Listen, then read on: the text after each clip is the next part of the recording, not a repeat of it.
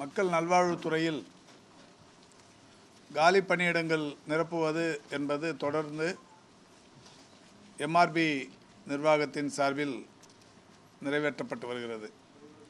அந்த வகையில் கடந்த மாதம் கூட மாண்புமிகு தமிழ்நாட்டின் முதலமைச்சர் அவர்களின் மூலம் 644 பணியிடங்களுக்கு பணி ஆணைகள் தரப்பட்டது.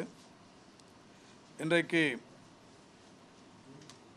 ஏற்கனவே எம்ஆர்பியின் மூலம் கடந்த 6 ஆண்டுகளுக்கு முன்னால் பணியில் அமர்த்தப்பட்ட ஒப்பந்த அடிப்படையிலான ஆய்வக தொழில்நுட்புணர்கள் 42 பேர் இன்றைக்கு அவர்களுக்கு பணி வரன்முறை ஆணைகள் வழங்கப்படுகிறது. இந்த 42 பேரும் கடந்த 5.5 ஆண்டுகளுக்கு மேலாக ஒப்பந்த அடிப்படையில் பணியாற்றி கொண்டிருந்தார்கள். அப்போது அவர்களுக்கான அந்த மாதாந்திர ஊதியம் என்பது ஒரு 13,000 ரூபாய் என்கின்ற அளவில் இருந்தது. மாண்புமிகு தமிழ்நாட்டின் முதலமைச்சருடைய வழிகாட்டுதலோடு ஒவ்வொரு பணி நியமனமும் தற்காலிக பணி நியமனங்களை எல்லாம் வரன்முறைப்படுத்துதல், ஒப்பந்த பணி நியமனங்களை வரன்முறைப்படுத்துதல், காலி பணியிடங்களை நிரப்புதல் போன்ற பல்வேறு பணிகள் இன்றைக்கு தொடர்ச்சியாக நடைபெற்று கொண்டிருக்கிறது. அந்த வகையில் இந்த ஆய்வக நுட்புணர்கள் 42 பேர் வரன்முறை ஆணைகளை பெற்றிருக்கிறார்கள். இதன் மூலம் அவர்களுக்கு சற்றேறக்குறைய 30,000க்கும் மேல் ஊதியம் கிடைக்கப்பெறும் என்கின்ற நிலையில் இன்றைக்கு இந்த 42 நபர்களுக்கு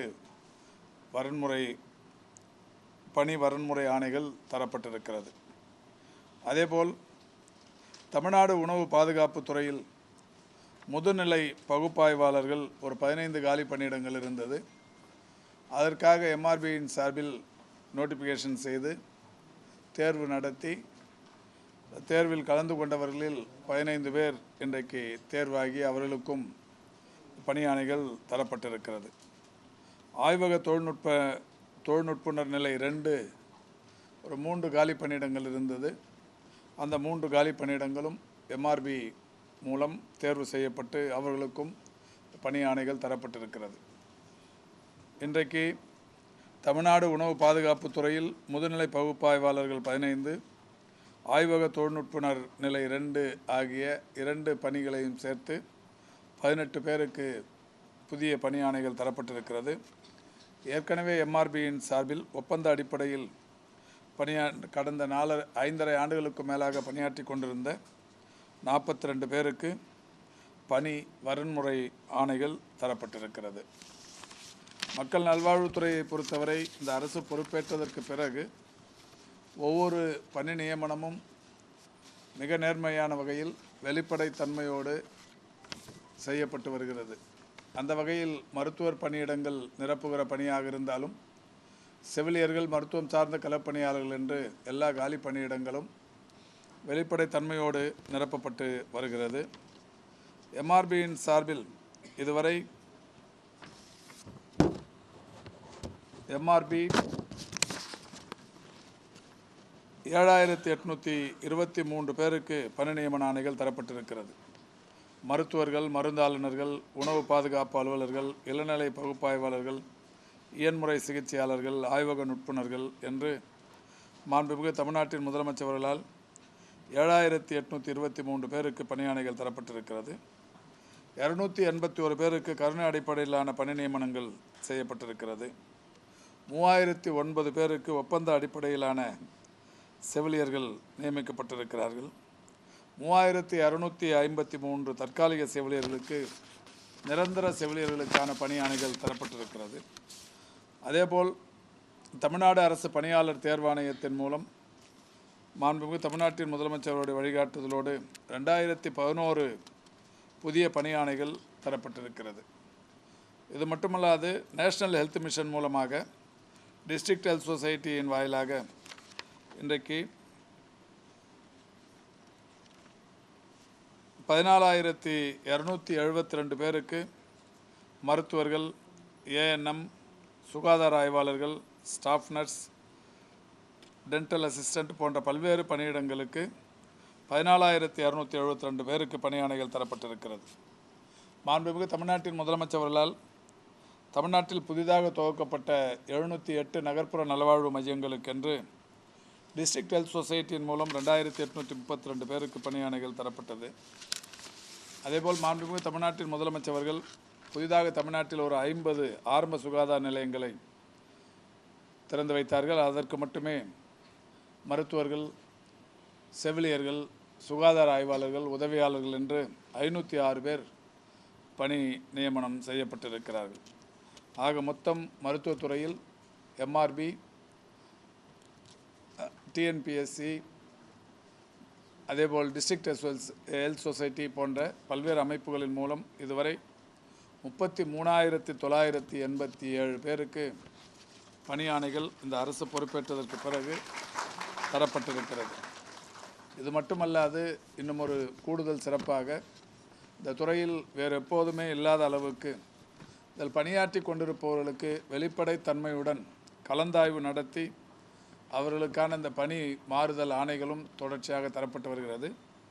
அந்த வகையில் இதுவரை இந்த அரசு பொறுப்பேற்றதற்கு பிறகு 43,755 பணியிடங்களுக்கு கலந்தாய்வு நடத்தி அவர்களுக்கான இந்த பணியாணைகள் தரப்பட்டிருக்கிறது. இப்படி பல்வேறு முயற்சிகளை, பணி நியமனங்களை தந்து காலி பணியிடங்களை நிரப்பும் பணிகள் என்பது தொடர்ச்சியாக நடைபெற்று வருகிறது. இந்த நிலையில்தான் கடந்த 2 ஆண்டுகளுக்கு முன்னால் கிராம சுகாதார செவிலியர்கள், விஹெச்என் என்று சொல்லக்கூடிய கிராம சுகாதார செவிலியர்கள் 2,250 காலி பணியிடங்கள் இருந்தது. இந்த 2,250 காலி பணியிடங்களுக்கு நோட்டிஃபிகேஷன் விட்டு தேர்வு நடத்தப்பட்ட நிலையில் 10க்கும் மேற்பட்ட வழக்குகள் உயர்நீதிமன்றம் மற்றும் உச்சநீதிமன்றங்களில் நிலுவையில் இருந்தது. அந்த வழக்குகளை எல்லாம் உச்சநீதிமன்றத்தில் சீனியர் அட்வொகேட்ஸ் என்று சொல்லக்கூடிய மூத்த வழக்கறிஞர்களின் மூலம் இந்த துறையின் சார்பில் இந்த வழக்குகளை எதிர்கொண்டு இன்றைக்கு அதற்கான தீர்ப்பும் கடந்த 15 நாட்களுக்கு முன்னால் பெறப்பட்டு இந்த 2,250 கிராம சுகாதார செவிலியர்களில் அரசு துணை செவிலியர் பயிற்சி பள்ளியில் பயின்றவர்களுக்கு பணியாணைகள் தரலாம் என்கின்ற வகையில் உச்சநீதிமன்றத்தின் ஒரு தீர்ப்பு வந்தது. அந்த நிலையில் இன்றைக்கு இந்த 2,250 பேரில் 1,231 பேருக்கு பணி ஆணைகள் தருவதற்கு தயாரிப்பு பணிகள் நடைபெற்று கொண்டிருக்கிறது. டிபிஹெச் நிர்வாகத்தில் இந்த 1,231 பேரையும் இந்தியாவில் முதன்முறையாக இந்த துறையில் பணியாற்றி கொண்டிருப்பவர்களுக்கு பணி ஆணைகள் ஃப்ரெஷ் கேண்டிடேட்டுக்கே கவுன்சிலிங் என்கின்ற வகையில் பணி ஆணைகள் பெறுகிற முதல் நிலையிலேயே அவர்களுக்கு கலந்தாய்வு நடத்தி அவரவர்கள் விரும்புகிற ஊர்களுக்கே பணி ஆணைகள் தருவது என்பது இந்த துறையில் கடந்த 4 ஆண்டுகளாக தொடர்ச்சியாக நடைபெற்று கொண்டிருக்கிறது. இந்த துறையில் வரலாற்றில் இது முதன்முறையாக நடைபெறுகிற ஒன்று. அந்த வகையில் இந்த 1,231 பேருக்கும் இன்று முதல் 3 நாட்கள் கலந்தாய்வு நடத்தப்படவிருக்கிறது. கலந்தாய்வு நடைபெற்று கொண்டிருக்கிறது. புதிதாக இந்த பணியில் சேரவிருக்கிற இந்த கிராம சுகாதார செவிலியர்கள் அவரவர்கள் விரும்புகிற ஊர்களிலேயே பணியில் நியமிக்கும் ஆணைகள் 3 நாட்களில் தயாராகவிருக்கிறது.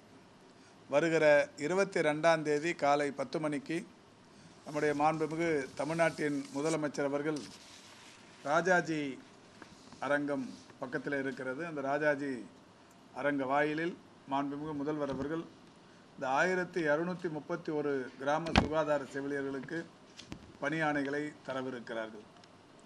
இந்த 1,231 பேர் போக 2,250 ஏற்கனவே எம்ஆர்பியில் தேர்வு எழுதியவர்கள், 10க்கும் மேற்பட்ட வழக்குகளின் காரணமாக அவர்களை இந்த பட்டியலில் சேர்க்க இயலாமல் போனது. எனவே அவர்களும் இந்த நோட்டிஃபிகேஷனுக்கு பிறகு எந்த காலியான பணியிடங்கள் என்கின்ற வகையில் கண்டறியப்பட்டு இப்பொழுதும் கூட கிராம சுகாதார செவிலியர்களில் 2,147 காலி பணியிடங்கள் இருக்கிறது. ஒரு காலி பணியிடம் கூட இருக்கக்கூடாது என்கின்ற வகையில் இந்த துறை முடிவெடுத்து அத்துணை காலி பணியிடங்களையும் நிரப்புவதற்குரிய நடவடிக்கைகளை எடுத்து வருகிறது.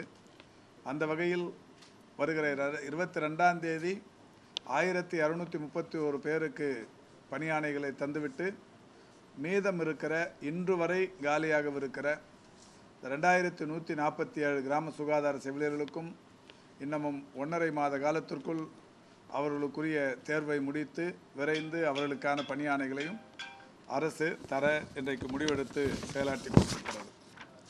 அதோடு மட்டுமல்லாது மக்கள் நல்வாழ்வுத்துறையில் இன்னும் ஒரு கூடுதல் மகிழ்ச்சியான ஒரு செய்தி, தமிழ்நாடு மருத்துவ சேவைகள் கழகம் ஒரு குறுகிய காலத்திற்கான ஊடு கதிர்களை எக்ஸ்ரே எடுத்து அதனை செயற்கை நுண்ணறிவு AI மூலம் ஆராய்ந்ததில் அதில் காசநோய் இருப்பது என்பது கண்டறியப்பட்டது. இந்த எக்ஸ்ரே எடுப்பதில் அந்த ஊடுகதிர்களின் மூலம் காசநோய் கண்டறிகிற இந்த பணி என்பது AI தொழில்நுட்பத்தால் இன்றைக்கு கண்டறியப்பட்டிருக்கிறது. அது மட்டுமல்ல, புற்றுநோய் போன்ற கடுமையான நோய்களை ஆரம்ப கட்டத்தில் கண்டறிய மெமோகிராம் போன்ற சிறிய அளவிலான செயற்கை நுண்ணறிவு தொழில்நுட்பம் பயன்பட்டு கொண்டிருக்கிறது. எனவே இதில் பரீட்சார்த்த ரீதியாக சென்னையில் இருக்கிற ராயப்பேட்டை அரசு மருத்துவமனை மற்றும் பெரியார் அரசு மருத்துவமனைகளில் இன்றைக்கு செயற்கை நுண்ணறிவு மூலம் மருத்துவ சிகிச்சை மேற்கொள்ளும் திட்டம் பரீட்சார்த்த ரீதியில் செயல்படுத்தப்பட்டது. தற்பொழுது இதனை மேலும் விரிவுபடுத்துகிற வகையில் மேம்படுத்துகிற வகையில் AI தொழில்நுட்பத்தின் பயனை இந்த துறையில் அதிகரிக்கிற வகையில் ஒரு குழு ஒன்று நிர்ணயிக்கப்பட்டிருக்கிறது. இந்த குழுவில் நம்முடைய தமிழக அரசின் முதன்மை செயலாளர், மருத்துவ மற்றும் மக்கள் நல்வாழ்வுத்துறையின் செயலாளர் திரு செந்தில்குமார் IAS உள்ளிட்ட தமிழ்நாடு மருத்துவ சேவை கழகத்தின் மேலாண்மை இயக்குனர், தமிழ்நாடு சுகாதார அமைப்பு திட்டத்தின் திட்ட இயக்குனர், தேசிய நலவாழ்வு குழுமத்தின் குழும இயக்குனர், மருத்துவ கல்வி மற்றும் ஆராய்ச்சி இயக்ககத்தின் இயக்குனர், மருத்துவ மற்றும் ஊரக நலப்பணிகள் துறையின் இயக்குனர், பொது சுகாதாரம் மற்றும் நோய் தடுப்பு மருந்து துறையின் இயக்குனர், மாநில காசநோய் அலுவலர், கண் மருத்துவ பேராசிரியர், அதேபோல் கதிரியக்கவியல் பேராசிரியர் போன்ற 20 வல்லுநர்களை இந்த குழுவில் இன்றைக்கு துறை நிர்ணயித்திருக்கிறது. இந்த குழு AI தொழில்நுட்பத்தின் மூலம் எந்த மாதிரியான மாற்றங்களை, எந்த மாதிரியான வாய்ப்புகளை கண்டறிந்து இந்த துறையில் செயல்படுத்தலாம் என்கின்ற அறிக்கையை சமர்ப்பிக்கவிருக்கிறார்கள். அதை தொடர்ந்து செயற்கை நுண்ணறிவு என்கின்ற வகையில் AI தொழில்நுட்பத்தை இந்த துறையில் முழுமையாக பயன்படுத்த இந்த துறை நடவடிக்கை எடுத்திருக்கிறது.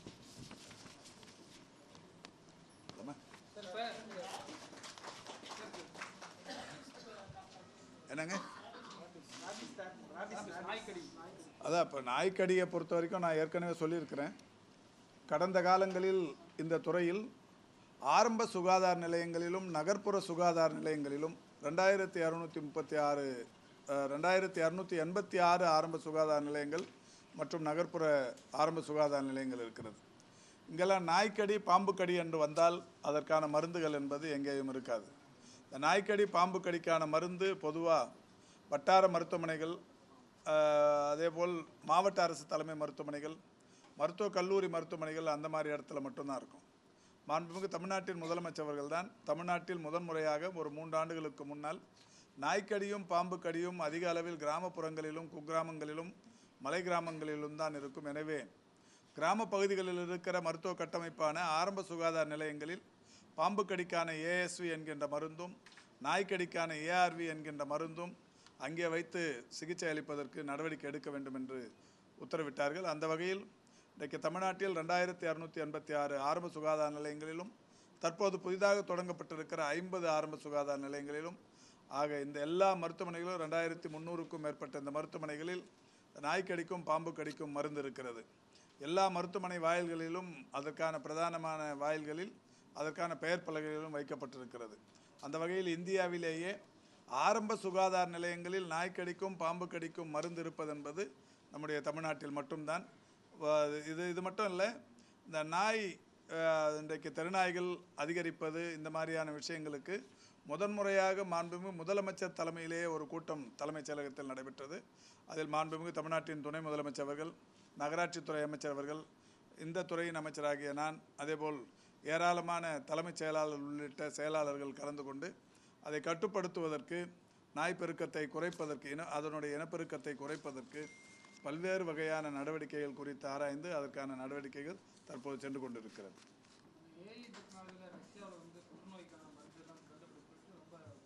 அதான் இப்போ இந்த புற்றுநோய், காசநோய் இதை கண்டுபிடிப்பதற்கு ஏஐ தொழில்நுட்பம் உதவியாக இருக்குங்கிறத ஏற்கனவே நிரூபணமாக இருக்கிறது.